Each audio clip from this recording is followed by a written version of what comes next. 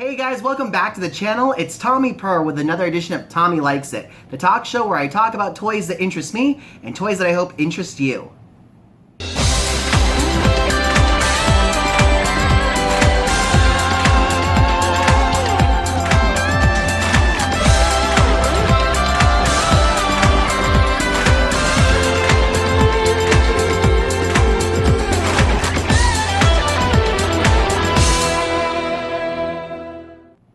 On today's episode of Tommy Likes It, we are going to be taking a look at Neca's new Puppet Master figures, and we're taking a look at all 4 of them today. They come in a 2-pack. You got Blade and Torch, and you got Pinhead and Tunneler, which kind of makes sense because Pinhead and Tunneler always seem to get paired up together in the movies. They seem to be best friends, which is pretty cool. I am a huge Puppet Master fan. Anyone who knows me knows that I am a big fan of the killer doll trope. So anything with killer toys, action figures, dolls, anything that fight each other or stalk humans, I am all for.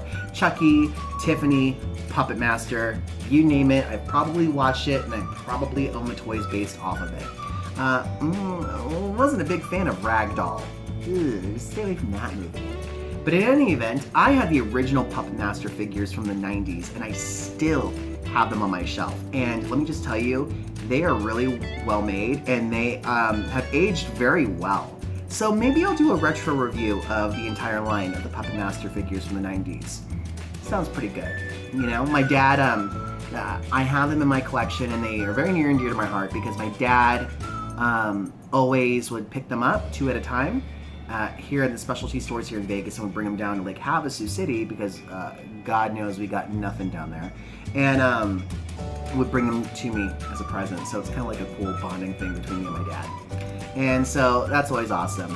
And he always knew which ones I didn't have, and even though he always would tease me about my action figure thing, he always kind of paid attention. So kudos to my dad. He's pretty cool.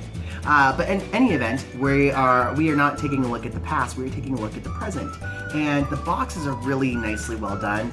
I'm a little bit disappointed that they're not the actual movie posters on the front, but I understand why they did it the way they did. Otherwise, people would think that all 5 of the puppets came in the box if they put the first movie's poster on there. You're probably wondering, where is Leech Woman? Where is Jester? Where is 6-Shooter? News says that they might be coming out next year. I was really hoping the end of this year we'd see the rest of the puppets, and those 3 are in my top 5. So, you know, get it together, Neca. Faster. So the box is designed to look like the trunk. This is the trunk, obviously, and you can see all the little rivets and studs and the latches. It's supposed to look like the trunk.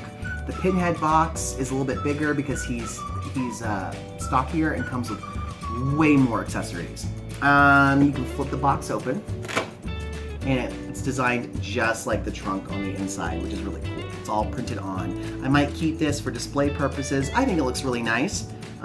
You've got the Puppet Master logo and the comedy and tragedy faces there. Then on the back, you have photos of the puppets in all their glory. And yeah, you're probably wondering, where are the puppets? Well, I got too excited, okay? So I opened them without filming. So sue me, or create your own damn YouTube channel.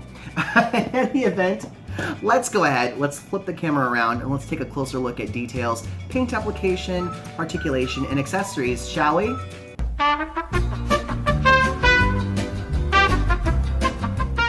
Alright, perverts, we are going to come at you hot, reviewing each puppet separately and give them their own little spotlight. And we're going to start off with Tunneler, who I think, first of all, I'm just going to let you know, all these puppets are amazing. These figures are so good. Neca did such a tremendous job. But Tunneler, I think, kind of edges out all the figures because he's got the best details all over his uniform. Actually, they capture the likeness of the puppets superbly. But look at the belt, the buttons, the seams, the badge. It's all amazing.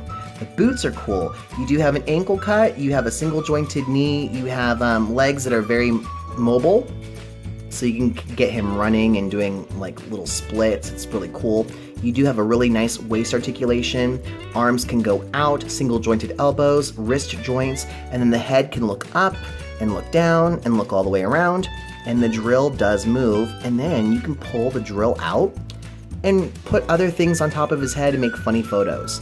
Like put like a potted plant and call him Pothead, you know? He also comes with some really cool accessories that are mostly an homage to the original 90s figure, and that is his cool machine gun. So nice. He didn't use this in the movie at all. This just came with the 90s figure. But it is the perfect size to use your 6-inch figures.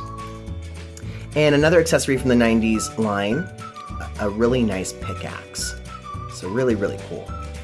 He comes with an alternate hand, which is just a grippy hand, because this one is the trigger hand for the machine gun. And then he comes with this really cool alternate head. When Tunneler gears up to kill someone with his drill, his eyes narrow, and he clearly has blood on his drill. So there you go. And the head pops off really easily. There we go. Doobie-doobie-doo. Put that on there. And look at that. And although this is cool, and I like this, I actually prefer this head, because I like when his eyes are like really, really wide. But I want the bloody drill. And I think that's why they made it like this. You can change out the drill tops for each head. So that's what we're gonna do. I think that looks amazing. Hell yeah. Next up, we've got Tunneler's tag team partner. They seem to always get paired together in the movies, which is pretty awesome. Maybe it's because they both have pointy heads. So Pinhead is pretty amazing. The texture on his sweater and his gloves, unparalleled. I think this is such a cool figure. He may look simple, but there's a lot of love and care that went into this figure. You can see here they even painted the waist under the sweater, so it's the wooden body, which is great. You've got really good leg articulation, waist articulation. The head can go all the way around. I did not try taking this off, which is what happens in the movies when people fight Pinhead. They always rip his head right off. I wouldn't be surprised if you could get his head off, but I don't want to risk breaking my figure. Arms have really good articulation as well. The joints on these figures are really good. They move really smoothly, which I am surprised about. Surprised by, not about. The arms are really cool too. You can take off the hands to substitute fists, because he comes with a set of closed hands. And this comes right off too. So you can take off that, which is like his little sweater cuff, but it doesn't look right. So you want that cuff on there. Not entirely sure why they did it like that, but okay. Doesn't bother me any. I'm gonna put this hand on there for you guys. Boop. There we go. Really cool. And when it comes to accessories, Pinhead comes with the most items. So he has the little serum that the puppets use to bring the Andre Toulon, their puppet master, back to life, as well as keep themselves animated. You can use this with other figures as well. You got this really cool big-ass ranch. I said ranch. This big-ass wrench. It's a little bit too big to put with 6-inch figures, but it's really cool nonetheless. And not heavy at all. It feels really hollow and light. You also have this cool fire poker, which is what he also uses in Puppet Master 1 to beat up the maid. And then you have these hooks. It's a little sharp, but it's also more pliable, so you could still snap it in half pretty easily, but there's a little bit more leniency and give. And then you have the wire right here. And he uses this to string up one of the bad guys, or the main antagonist in Puppet Master 3. So really, really nice touch there. He didn't come with any of these accessories in the 90s line.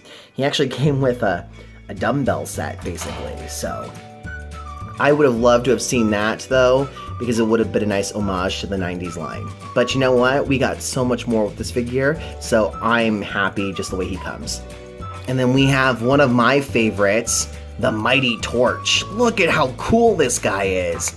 I've always loved Torch's bullet teeth. I think these are so cool.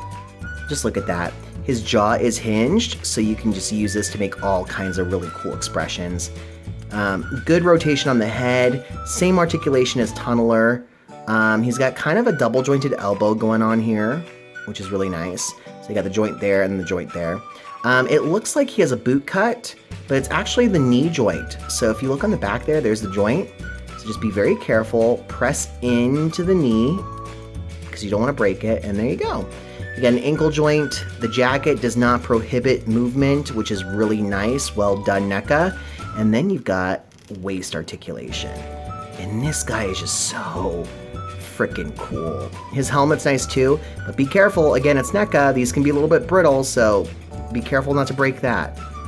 And then, of course, the torch can rotate, and so can his wrist. And then he comes with his really cool flame accessory. Like, what else would he come with, right? Look at that. Oh, so amazing.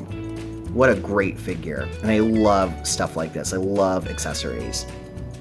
And finally, we have the leader of the Puppet Brigade. It's Blade himself. Now, I would swap out the heads for you guys, but the peg in the neck keeps getting pulled out and stuck in the head, and it takes me forever to pull it back out, so I'm just not going to do that. You're just going to have to take my word that these heads look so good on the body. And this one, the eyes are kind of jutting out more, which is always what happens when Blade's like pissed and ready to attack, or he's excited or worried or something. And so it does change the look and the feel of the face when you try to give him expressions, which is amazing. Both figures have hinged jaws, or both heads, I mean, not figures. So you get to do a lot of like really cool little expressions to make him, you know, make him look different in photos. It's amazing, and that's what I love.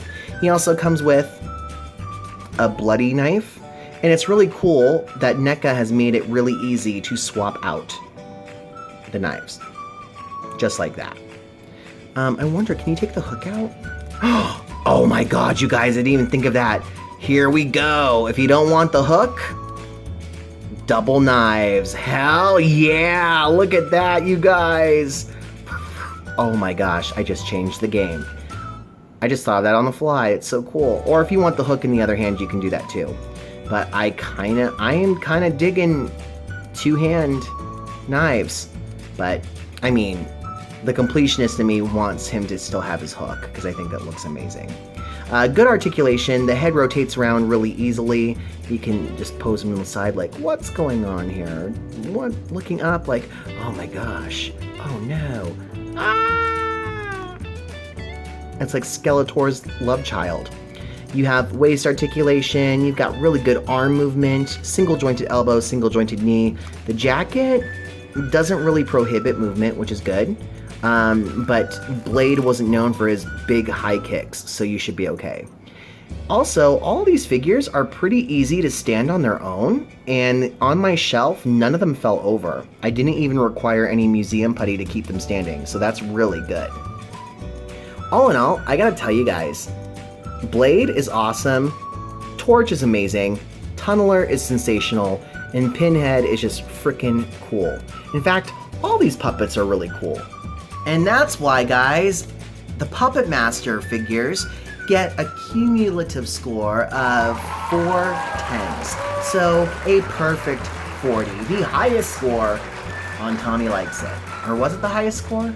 I think Malibu Barbie might have the highest score. I think it gave her some insane number like 120 or something. I'll have to double check. Well, you know what I mean. This is like a legitimate score though. 4 figures, perfect 10s across the board. Yeah, it's a perfect 40. If you guys like these figures, check them out on roguetoys.com. Go purchase them in the store. These guys are highly affordable and you get so much like play out of them too. I know a lot of adults don't like to play with toys, but you get so many good photo opportunities because they are the same size as Neca's Chucky.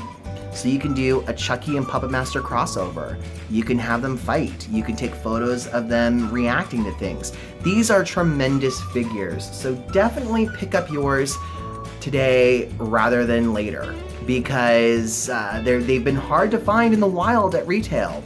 And they're only gonna get harder to find once the rest of the gang comes out. I do hope we get Leech Woman and Jester and 6-Shooter soon. And I hope we get some of the more obscure puppets like Blitzkrieg or Bombshell or, I don't know, the Totems or the Homunculus. Those would be amazing.